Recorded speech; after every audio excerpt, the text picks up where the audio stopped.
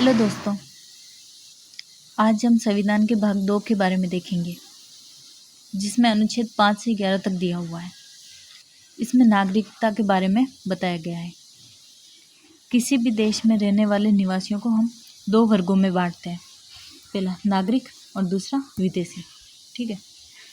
नागरिक वह व्यक्ति होता है जिसे कुछ सामाजिक और कुछ राजनीतिक अधिकार दिए जाते हैं। ये अधिकार विदेशियों को प्राप्त नहीं होते हैं। ठीक है। वास्तव में नागरिकता संविधान द्वारा प्रदत्त वे अधिकार हैं जो केवल नागरिकों को ही प्रदान किए जाते हैं। नागरिकता से आशय एक व्यक्ति को प्राप्त किसी राज्य की पूर्ण सदस्यता से है।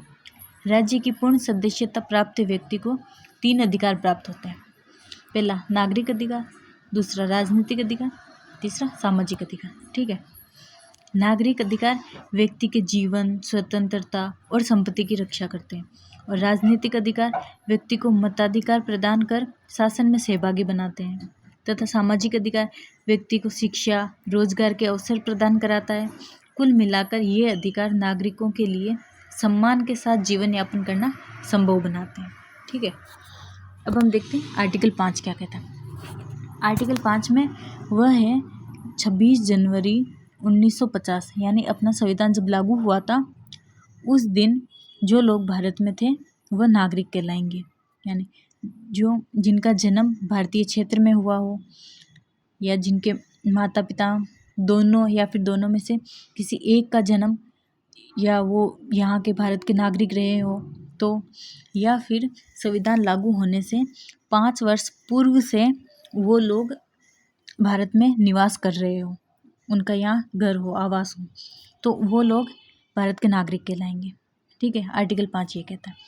आर्टिकल 6 ये कहता है जो लोग भारत आए हो 19 जुलाई 1948 से पहले या उसके बाद जो लोग भारत आए हो उनको नागरिकता प्राप्त होगी। ठीक है। जिसमें 19 जुलाई 1948 से पूर्व में तो यही सारी शर्तें होगी कि उसका जन्म हुआ हो या फिर उसके माता पिता में से एक हो। लेकिन 19 जुलाई 1948 के बाद में जो आए हो उनको आवेदन पत्र देना होगा नागरिकता के लिए। ठीक है। और या फिर वो आवेदन पत्र जब देगा ना उससे 6 महीने पहले से वो भारत में रह रहा होना चाहिए। और या फिर भारत सरकार द्वारा जो भी अधिकारी इसके लिए अधिकृत होंगे उसके द्वारा उसका नाम पंजीकृत हो गया होना चाहिए, तो वह भारत का नागरिक कहलाएगा। तथा आर्टिकल 7 में यह है कि जो पाकिस्तान गया हो, ठीक है, स्वतंत्रता के बाद पाकिस्तान गया हो, फिर पाकिस्तान से वह वापस भारत में लौटा हो, तो उसके लिए आर्टिकल 7 में बताया गया है। ठीक है। 1 मार्च 1947 को भारत से पाकिस्तान गया हो या फिर पाकिस्तान से बाद में वापस भारत आया हो तो उसके लिए इसके अंदर नियम बताए गए हैं। और जो वापस पाकिस्तान से भारत आया है उसके लिए आर्टिकल 6 में जो बताए गए हैं 19 जुलाई 1948 से पूर्व या पश्चात वाले ये नियम लागू होंगे। ठीक है। अब आर्टिकल 8 ये बताता है कि विदेश में भारतीय मूल के लोग यानी जो अदर कंट्रीज़ के अंदर भारतीय मूल के लोग रहते हैं तो उनके कानून अधिकारों के बारे में बताया गया है। तो इसके अंदर ऐसा है कि अगर माता पिता में से दोनों में से एक या दोनों भारतीय अविभाजित भारतीय क्षेत्र में जन्मे हो तो उनके लिए उनकी नागरिकता वैलिड हो सकती है या पंजीकृत द्वारा ऐसे। ठीक है। आर्टिकल 9 में ऐसा बताया गया है कि जो भारत का नागरिक है लेकिन उसने विदेश में या किसी भी कंट्री के अंदर वहाँ की नागरिकता उसने स्वेच्छा से प्राप्त कर ली हो तो उसके बारे में इसमें बताया गया है। ठीक है।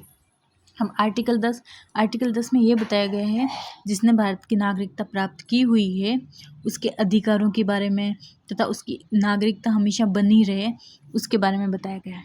और आर्टिकल 11 के अंदर संविधान ने संसद को ये अधिकार दिया है कि वह कानून बनाकर नागरिकों के अधिकारों की रक्षा करे। मतलब नागरिकता के बारे में बताया गया है कि वो कानून बना सकती है। तो इस पर संसद ने नागरिकता अधिनियम 1955 पारित किया था और इसके अंदर नागरिकता के अर्जन करने का तथा समाप्ति की व्यवस्था प्रदान की गई है। ठीक है।